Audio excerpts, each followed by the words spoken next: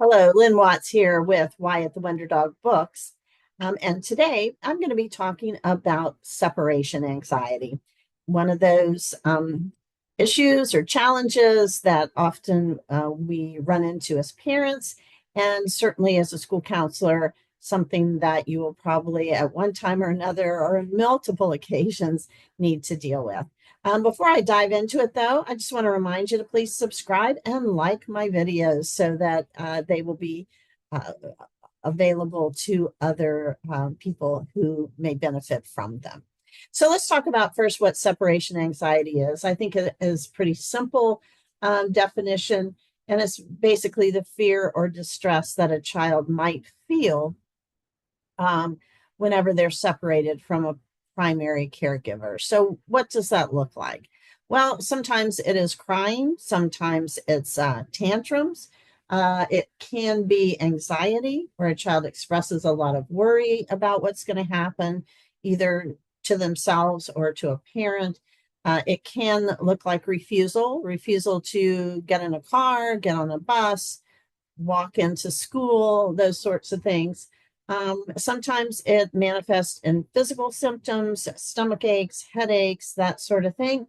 And it can also be a child that has a lot of anxiety about sleeping alone or perhaps being alone. They can be very clingy. So I'm not going to really get into why this happens in this video, but I think there's a couple of possibilities in terms of parents. One is a parent who is very anxious themselves. And, anxiety is somewhat contagious. If we're around somebody who's worried and we can tell they're worried or they're talking about why they're worried, that can be very contagious for a child. It's also true that you may have a child that has a lot of separation anxiety, but the parent doesn't seem to have any anxiety. In fact, is rather confused as to why the child is having such a hard time, and maybe perhaps is not even understanding in many ways as to what has caused this anxiety. So they can become very frustrated. So I think there's a lot of possibilities in terms of how a parent might react, and certainly how they may have contributed, not necessarily meaning to, but to separation anxiety. So the best way, I think, to get to the bottom of it is to work with the parent.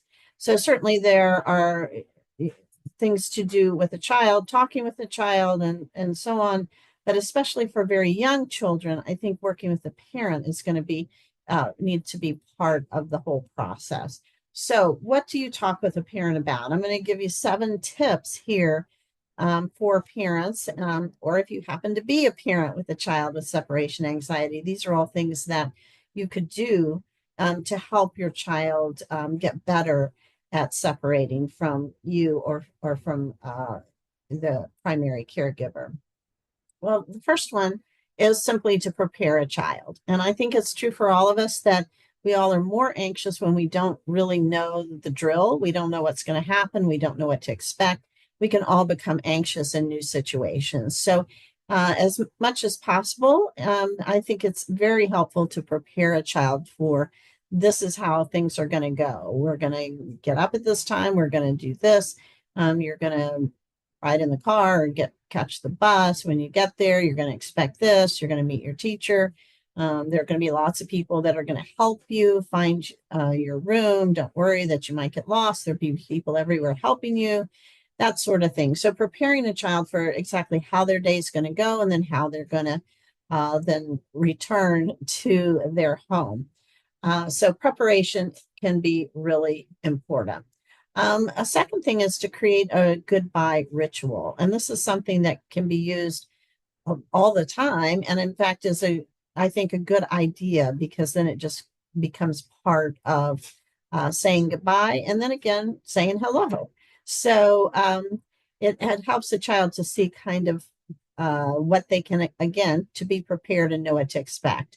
So again, you might practice this, and it can be something very simple. It does not need to be lengthy.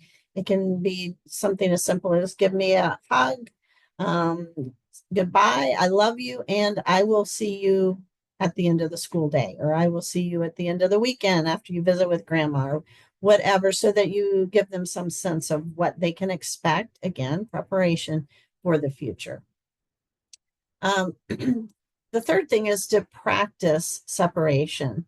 So if the first time a child is separated from their parent is the first day of school, I think you can see how that might potentially be very difficult. On the other hand, if they have separated in many other situations, whether that's daycare or whether that is a play date at someone else's house or visiting grandma for a few hours or for a weekend or however that works out, I think is very useful if a child has had an opportunity to practice that.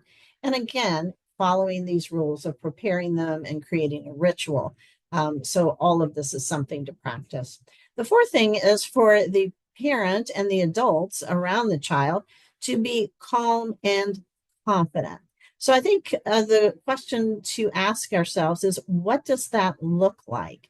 Because it may not be realistic. Perhaps a parent isn't calm and they aren't very confident about it, but can they at least present themselves in a way that is calm and confident in order to help their child make this transition? So, calm would mean using a calming voice, not, frustrated or angry or overly sympathetic, or simply to say something along the lines of, I know this is hard, but, and here's the confidence part, I know you can do hard things. All right.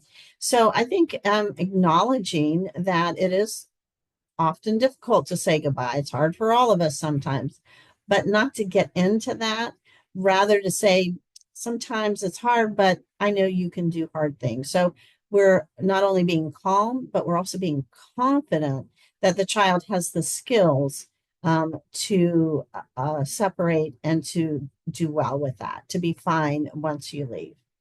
Um, a fifth thing is sometimes people provide comfort items. So this sometimes is, a stuffed animal or a blanket. We usually think of things like that.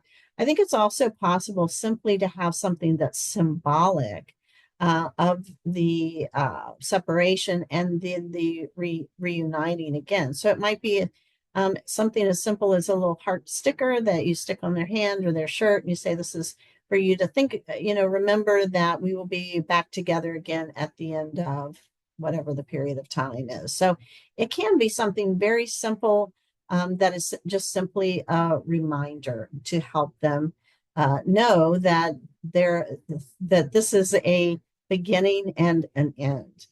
The sixth thing is to encourage independence. So certainly recognizing all the different ways that they can be independent, not just separating, but also all the many ways that a child takes responsibility at home or wherever they are, and helping them to know that they are growing, changing, and taking on new roles and new tasks all the time. And that they're, again, here's the confidence part, they are up to the challenge.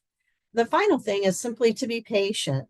When there is a child that has separation anxiety, sometimes it takes a while to overcome. It's not just a simple fix. It's not just doing one thing, but it's creating this whole system, this whole process where a child feels supported, where they understand the beginning, the end, saying hello, saying goodbye, and the whole cycle of that. And then they understand their part within that. So I hope those are helpful tips as you work with any children that might have an issue with separation anxiety. And as always, thanks for all you do to improve the lives of children, and thanks for listening.